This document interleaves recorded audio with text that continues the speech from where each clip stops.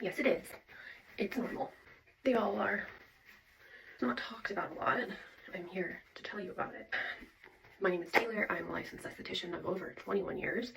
I have been just a waxer for the last 10-ish years, a little bit over 10 years. And I specialize in Brazilians. So I see her all down, all different kinds. So why not talk about it? Because I know even 2025, it's really not talked about a lot. And there are things to talk about. First of all, let's talk about size, color, inner, outer labia. There is an inner, outer labia. I will put a picture somewhere over here. Labia minora and labia majora. One's inner, one's outer. And sometimes the inner one sticks out. Sometimes it just looks like that. This is a horrible explanation, but sometimes it looks like that. Sometimes it looks like that. Sometimes it looks like that. It just depends on what kind of vag you were blessed with. Hormones tend to change the color, the texture, the hanging, I should say hormones and age can change all of that. And that is totally normal too. It's also totally normal for one side to be longer than the other. Totes negotes. What I'm sure we've all heard is that our vag is a self-cleaning oven. It doesn't need a douche, okay? You don't need to be sticking nothing up there. And you don't need to be sticking no fragrances up there. None of that, because that just disrupts the pH balance down there, which the vaginal pH balance is like 3.8 to a 4.5, which makes it acidic, which means it can prevent bad bacteria. Our bodies aren't amazing, so don't be sticking nothing up there. It's really important, the pH that you're wearing, breathable underwear, cotton lined underwear, so that it can breathe at night. Maybe not wearing any underwear. My mom used to always tell me when I was young, let it breathe. That's about as far as conversation got between me and her about down there. Let it breathe, let it breathe. I'm always like, let it breathe. It's not a fish. Like, it was just weird to me, but now I get it. Let's talk about common health issues down there, okay? Discharge is normal.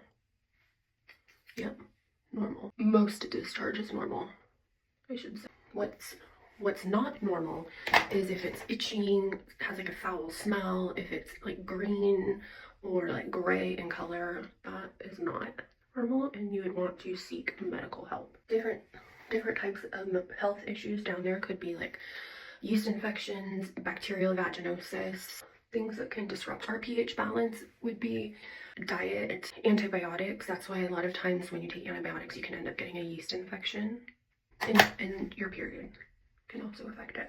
Let's talk about different types of discharge and what it could mean. If you get like a sticky or a pasty, like white discharge after your period, that could just mean that your hormones are low, and that's totally normal.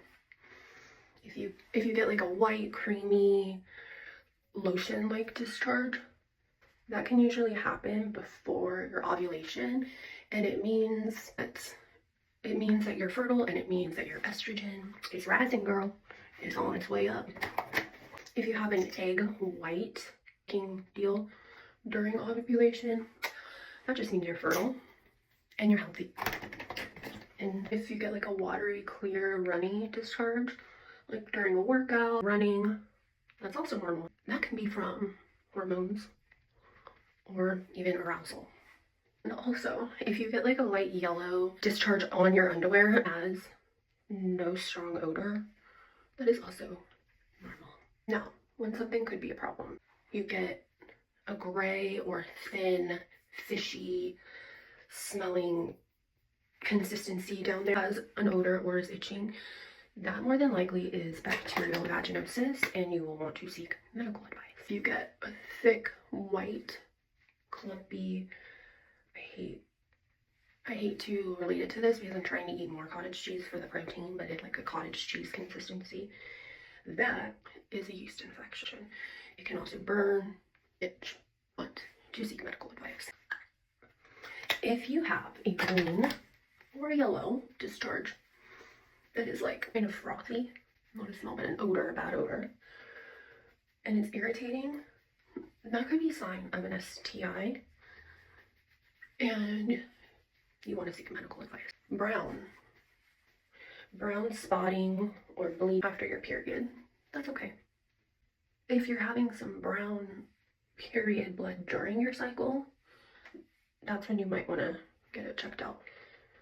But if it's after, you're probably okay. And if you have bloody or pink discharge outside of your period, this could just be like fibroids or cysts or some sort of irritation that you definitely want to get checked out. So you want to seek medical advice also. And so since we're talking about periods, let's talk about it. Well, we're gonna talk about period, but if you bleed outside of your period, it's nothing to freak out about. It's just your body like telling you, hey, something's going on, and maybe get it checked out. A small amount could just be ovulation spotting. It can happen around mid-cycle, and usually it can last just for like 1 to 2 days. It shouldn't be heavy. If you're pregnant and it happens, usually like right around when you first get your period, that's implantation spotting. Also normal. It's shorter than a period, it's light, but obviously if you're pregnant and you're concerned, talk to a medical professional. Skipping pills, birth control pills, switching brands, starting new birth control can cause breakthrough bleeding. It can happen after sex, it can happen after a pelvic exam or a pap smear. Again, normal. Should go away on its own and only last for a very short amount of time. Like in your 30s and 40s, which is crazy because perimenopause used to be much later than that, but hormones are wild nowadays, and I feel like it has a lot to do with our food and stuff and our environment, so we're seeing it happen a lot earlier, and that's just another whole rigmarole. And as your estrogen and your progesterone start to change, it can cause pinkish, brownish, light blood, not during your cycle. Sexually active or just trying to get pregnant, or I mean, it's just a smart thing to do anyways. I never did it when I was younger, but you know, apps and things were a thing then, but I definitely think it's important to track your period. I guess you could do it without an app, you could write it down, light bulb, but there's lots of cool apps that can help you track your period. Now let's just have a brief discussion about sex. Obviously, consent and comfort are non-negotiable.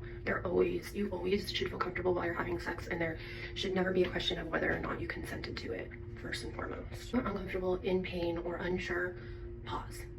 Take a second. You're allowed to speak up and stop at any point. You can love someone and trust someone and still get an STI. It doesn't mean you're dirty or irresponsible. Many STIs have no symptoms. Therefore, regular tests and checking are a form of self-care. You're in school, your college should have a medical department. There's also Planned Parenthood or other optional things that are of low cost or no cost to you. If you're having a hard time finding something, you can always message me and I will help you. Condoms don't only prevent against pregnancy, they also prevent against STIs. Keep her protected. You want to be cautious of like flavored condoms or lubes, as they can throw off your pH and cause irritation down there. I know they're fun, but just be cautious. Every once in a while is one thing, but using them regularly could present an issue. Using water-based lubricants, always the smarter route to go. Sexually active, open conversation with your partner is vital. If you can't have open conversation with your partner about sex, you probably shouldn't be having sex with that person. Talking to them about testing, protection, what feels good and what doesn't are always good conversations and healthy conversations to have. If you're over 21 or you're sexually active, pap smears can help detect cervical cancer early. Pelvic exams can also help detect abnormalities or infections that you might not even know you have.